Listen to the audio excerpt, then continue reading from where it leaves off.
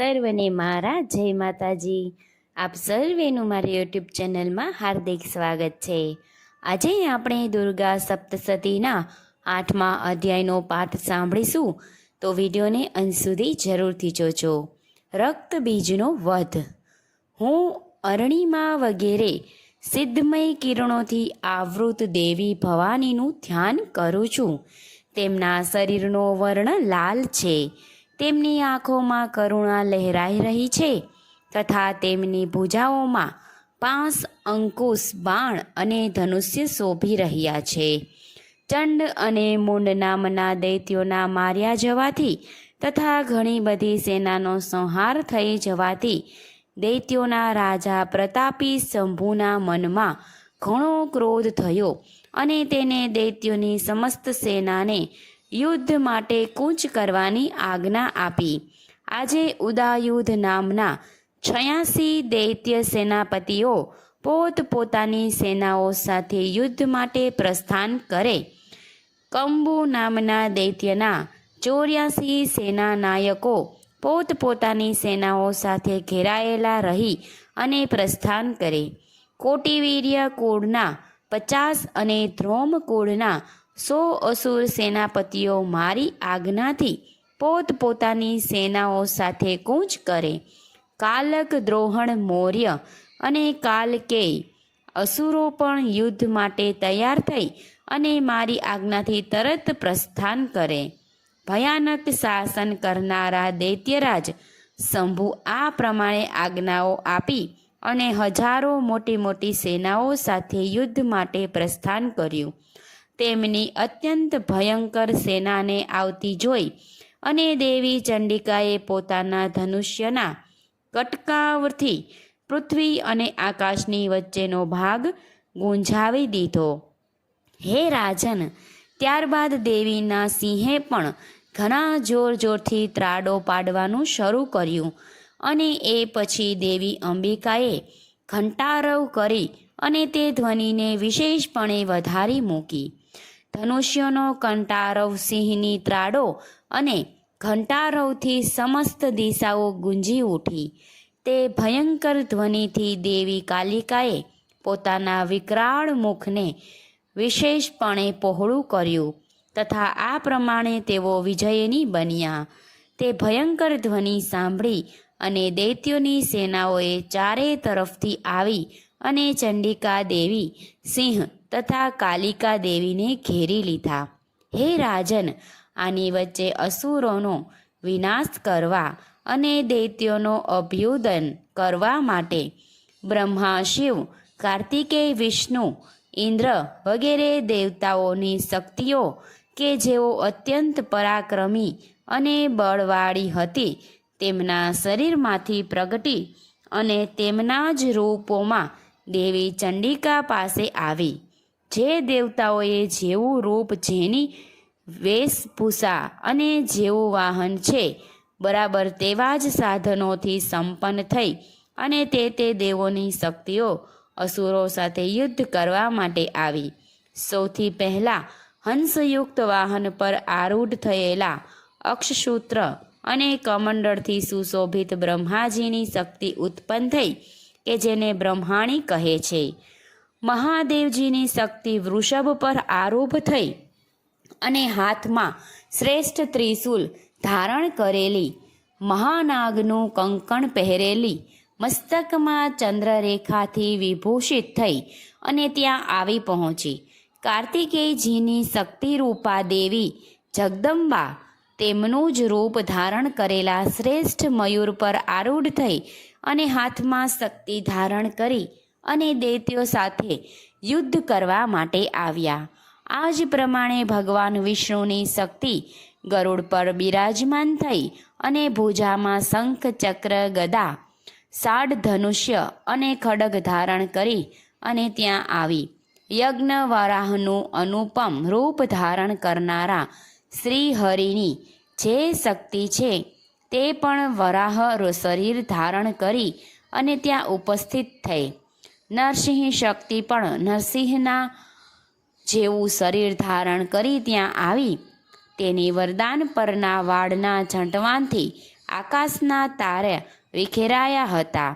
આ જ પ્રમાણે ઇન્દ્રની શક્તિ હાથમાં વ્રજ લઈ અને ગજરાજ એરાવત પણ આરૂઢ થઈ અને આવી. તેને પણ સહસ્ત્ર નેત્ર હતા. ઇન્દ્રના જેવું જ તેનું પણ રૂપ હતું. ત્યારબાદ તે દેવી શક્તિઓથી ઘેરાયેલા મહાદેવજીએ દેવી ચંડિકાને કહ્યું, મારી પ્રસન્નતા ખાતર તમે સત્વરે આ અસુરનો સંહાર કરો. ત્યારે દેવીના શરીરમાંથી અત્યંત ભયાનક અને પરમ ઉગ્ર ચંડિકા શક્તિ પ્રગટ થઈ, જે સેંકડો ગંધીજાઓની જેમ અવાજ કરી રહી હતી. તે અપરાજિત દેવીએ ઘુમાડિયા રંગની જટાવાળા મહાદેવજીને કહ્યું, હે ભગવાન, તમે દૂત બની અને શુંભ અને નિશુંભ પાસે જાઓ અને તે અત્યંત ઘમંડી દાનવો શુભ અને નિશુંભ બંનેનો કહો તથા સાથોસાથ તેમના સિવાય પણ જે દાનવો યુદ્ધ કરવા માટે ત્યાં ઉપસ્થિત હોય તેમને પણ આ સંદેશો કહી સંભળાવો કે હે દૈત્યો, જો તમે જીવતા રહેવા ઈચ્છતા હોય તો પાતાળમાં પાછા જાઓ, કે જેથી ઇન્દ્રએ ત્રણેય લોકનું રાજ્ય પરત મળી જાય અને દેવતાઓ ફરી પાછા યજ્ઞ ભાગનો ઉપભોગ કરતા થાય. અને જો તમે બળના ઘમંડમાં આવી અને યુદ્ધ કરવા ઈચ્છતા હો તો આવો, કે જેથી મારી સિવાઓ યોગિનીઓ તમારા કાચા માંસથી તૃપ્ત થાય. જો કે તે દેવીએ ભગવાન શિવને દૂતનું કાર્ય કરવા નિયુક્ત કર્યા હતા, તેથી તે શિવદૂતીના નામે સંસારમાં વિખ્યાત થઈ. તે મહાદૈત્ય પણ ભગવાન શિવના મુખથી દેવીના વચનો સાંભળી અને ક્રોધે ભરાઈ અને જ્યાં દેવી કાત્યાયની વિરાજમાન હતા તે તરફ આગળ વધ્યા. ત્યારબાદ દૈત્યો રોષે ભરાઈ અને પહેલાં દેવી ઉપર બાણો, શક્તિઓ, તૃતીઓ વગેરે આયુધિઓની વૃદ્ધિ કરવા લાગ્યા. ત્યારે દેવીએ પર રમતમાં જ ધનુષ્યનો ટંકારો કર્યો અને તેનાથી છોડેલા મોટા મોટા બાણો વડે દૈત્યોએ ચલાવેલા બાણો, સૂણો, શક્તિઓ અને પરશુઓની કાપી નાખ્યા. એ પછી દેવી કાલિકા તેમની આગળ જઈ અને શૂળના પ્રહારથી શત્રુઓને ચોરી નાખ્યા લાગ્યા અને ખંટવાંગથી તેમનો કચ્ચર ધાર કાઢતા રણભૂમિમાં વિચારવા લાગ્યા.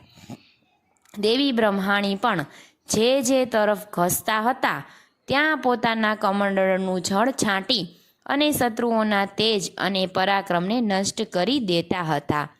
તો મહેશ્વરીએ ત્રિશૂલથી અને વૈષ્ણવીએ ચક્રથી તથા અત્યંત ક્રોધે ભરાયેલા કુમાર કાર્તિકેયની શક્તિથી દૈત્યોનો સંહાર કરવાનું આરંભ દીધું.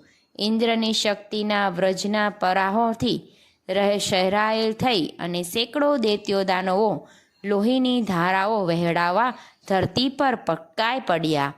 વારાહી શક્તિએ કેટલાક દૈત્યોને પોતાના માથાના પ્રહારોથી નષ્ટ કર્યા.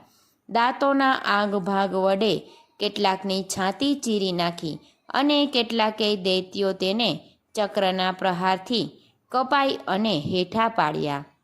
નરસિંહ શક્તિ પણ પોતાના નખોથી અન્ય બીજા દૈત્યોને ફાડી નાખી અને ખાંતી તથા સિંહગર્જનાથી દિશાઓ અને આકાશને ગુંજાવતી યુદ્ધ ક્ષેત્રમાં વિચારવા લાગી.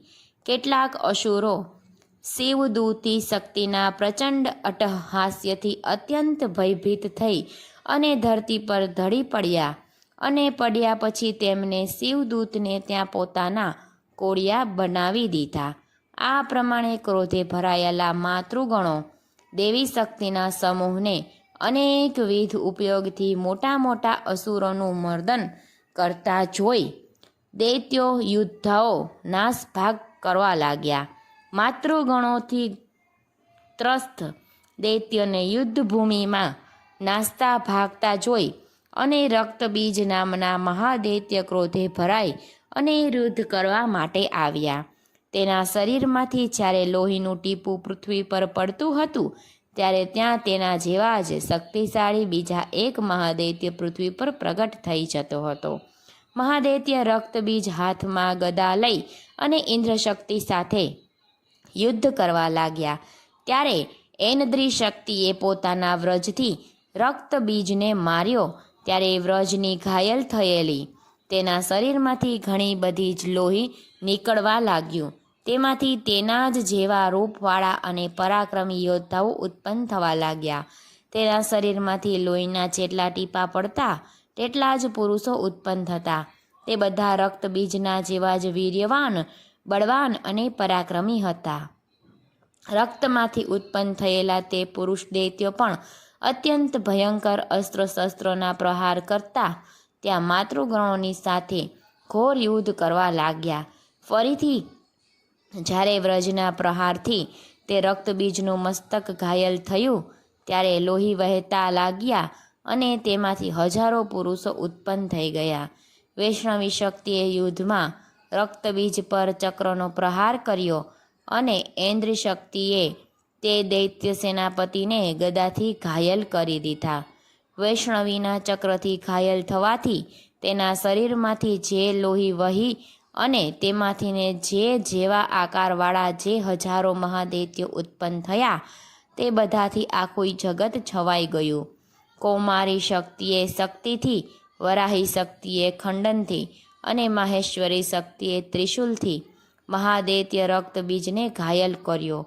ક્રોધે ભરાયેલા તે મહાદૈત્ય રક્તબીજે પણ ગદાથી બધી જ માતૃશક્તિઓ પર અલગ અલગ પ્રહાર કર્યા. દેવતાઓને ઉદાસ થયેલા જોઈ અને ચંડિકા દેવીએ કાલિકાને શીઘ્ર પૂર્વકતા કહ્યું, ચામુંડા, તમે પોતાનું મુખ હજુ વધુ પહોળું કરો તથા મારા શસ્ત્રપાતીથી પીડાત રક્તબિંદુઓને તથા તેમાંથી ઉત્પન્ન થતા મહાદૈત્યોને તમે પોતાના આ આતુર મુખથી ભરખી જાઓ. આ પ્રમાણે રક્તમાંથી ઉત્પન્ન થતા મહાદૈત્યને ભરખી જતા તમે યુદ્ધભૂમિમાં વિચારતા રહો. આમ કરવાથી તે દૈત્યને સઘળું લોહી ક્ષીણ થઈ જતાં જ તે પોતે નષ્ટ થઈ જશે અને ગદા પ્રહાર દેવીને જરા પણ વેદના પહોંચી શક્યો નહીં. રક્તબીજના ઘાયલ શરીરમાંથી ઘણું બધું લોહી વહેવા લાગ્યું, પરંતુ જેવું તે વહેતું કે તરત જ દેવી ચામુંડા તેને પોતાના મુખમાં લઈ લેતું. રક્તપાતથી કાલિકાના મુખમાંથી જે મહાદૈત્ય ઉત્પન્ન થયા તેમને પણ તેમના ભરખી ગયા અને રક્તબીજનું રક્ત પણ પી ગયા. પછી દેવીએ રક્તબીજને કે જેનું રક્ત ચામુંડા દેવીએ પી લીધું હતું તેને વ્રજ, બાણ, ખડગ, વૃષ્ટિ વગેરે વડે હણી નાખ્યા. જે રાજન આ પ્રમાણે શાસ્ત્રના સમુદાયથી ઘાયલ અને રક્તહીન થયેલા તે મહાદૈત્ય રક્તબીજ ધરતી પર ઢળી પડ્યો. હે નરેશ્વર, આનાથી દેવતાઓ અનુપમ હર્ષ પામ્યા અને તે માર્ગુગર તે અસુરના રક્તપાન ના મદથી ઉદ્બદ્ધ જેવા જઈને નૃત્ય કરવા લાગ્યા. શ્રી માર્કંડ પુરાણમાં સાર્વત્રિક મનસ્વર કથા અંતર્ગત દેવી મહાત્મયમાંનો રક્તબીજ વધ નામનો 8મો અધ્યાય સંપૂર્ણ. સર્વને મારા જય માતાજી.